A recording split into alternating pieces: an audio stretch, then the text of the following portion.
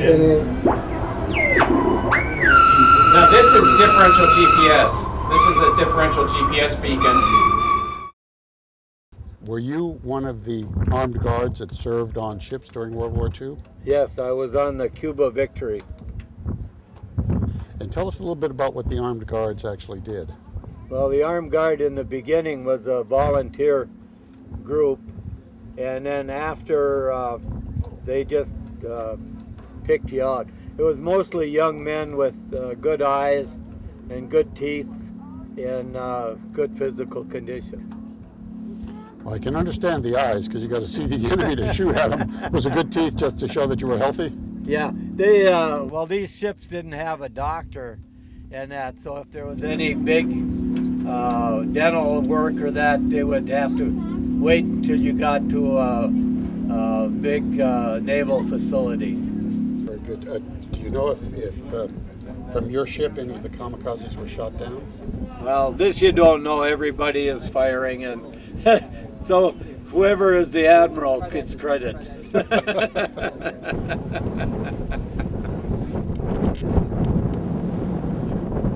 This is a 3-inch 50 caliber dual-purpose gun, which is anti-aircraft and bombardment. This is the shell. This is the shell for the 3-inch 50. It's in the fuse setter, which would turn and set the fuse. The smaller the number, the sooner the fuse explodes. The trainer would sit over here and he would raise and lower the gun on these and also fire the gun. The trainer would be on the other side and he would raise and he would turn the gun east and west. So they would work together, and the sight setter would stand here and he would turn those two black knobs for the direction that gunnery officer on the bridge would say. And the gun captain would be on the other side, and the hot shellman would be behind the gun to catch the shells when the gun is fired. Wow, it's heavy, and it's empty. It's empty. And it's that heavy, my goodness sakes. And the shells, when they're fired, come out hot and fast. The hot shellman has asbestos gloves on, and so that helps a little, though. Not so hot. What does he do with the shells? Just throw them We just throw them overboard because there wasn't that many for us. The destroyers, Navy ships, they would save them. How many rounds per minute or per hour? Well, you could fire this gun as fast as you unloaded it and then put another shell in. It all depends on how scared you are. Well, we're speaking with Gene Allen, who is the today's cruise was the man who oiled the engine that we see running in the background. Mr. Allen, I wonder if you tell us a little bit about the engine and about how you keep it running. Well, this particular engine is typical of the 1930s period marine steam engine. It was built in Moss, Norway in 1935. It went into a whale killer ship that operated in the Antarctic during the whale season. In 1965, the ship was scrapped in Vancouver, BC, and the Fox movie people bought the engine and transported it to Hollywood and used it in the engine room set for the movie Sand Pebbles with Steve McQueen and Candice Bergen. After the movie, it was down to a man in San Diego, and he had it in his backyard for 35 years.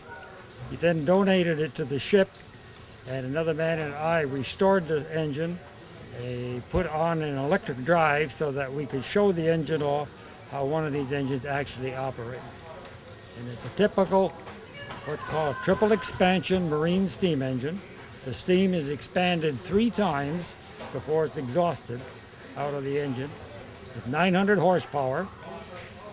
And it's just typical of the 1930s period. Most of them were gone by 1960, converted to diesel or scrap. It's all hand oiled. The oiler had to make the rounds every a half hour or 45 minutes, according to the engineer on duty. And he'd go around and he'd feel the engine to see if parts were getting hot. In other words, he'd reach in there and he'd feel those bearings as it went around. I can do it for you if you want me to. That looks kind of dangerous, is it? No, you just got to remember what you're doing.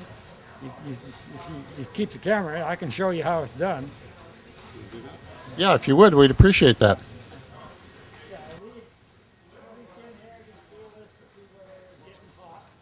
He's feeling it to see if it's getting hot, and you notice very carefully.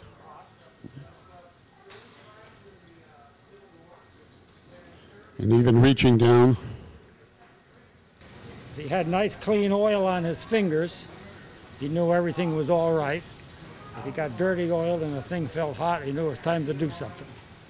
And that's basically why the engines were gone. They were labor-intensive engines. They were sturdy, good, strong engines.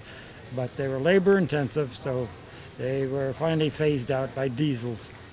And if you had to do something, it was basically just putting oil, fresh oil in, is that right? Yeah, it had to keep the clearances on the bearings properly. And as long as you kept the clearances properly, oil, the engine would run indefinitely. In fact, some of these engines probably outlived 3 different ships. And the only reason that it didn't go any farther is they were changed over to diesels. Anyway, that's kind of what it's all about. Well, this was used in the movie The Sand Pebbles, which was about a coastal patrol boat, basically. Was this the kind of engine they would have used, or would they have had something smaller? No, this would be typical of the engine in that patrol boat. They were a fairly good-sized patrol boat. And actually, when the movie was made, they did find a patrol boat to use for the movie, but it had been dieselized. And that's why they went to the studio setup to do the engine room scenes.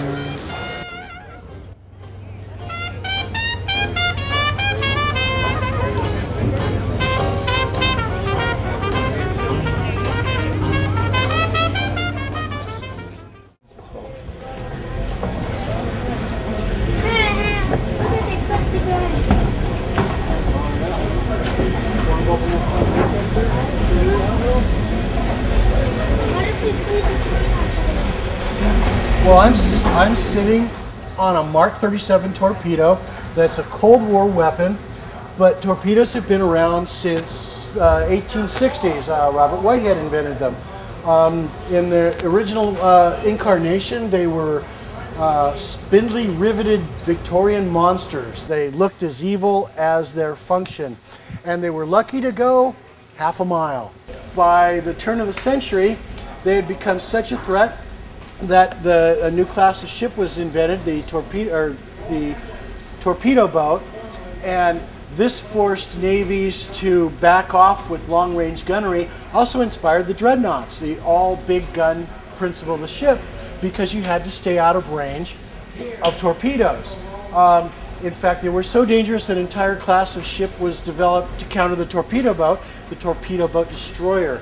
We've since shortened this to destroyer. After the war, torpedoes became super-guided, computerized weapons. Some of them will run 60 miles today. Some of them will trail 20 miles of cable and become remote sensors for submarines. How did you find out about this and get involved with Elaine Victory? Well, all right. One of her sister's friends, Bo, his dad started this whole thing. You probably see him dancing around like a madman. His name's Cornell. He pretty much told us to come on board and dance with them. We both have some pretty good partner dancing background between the both of us.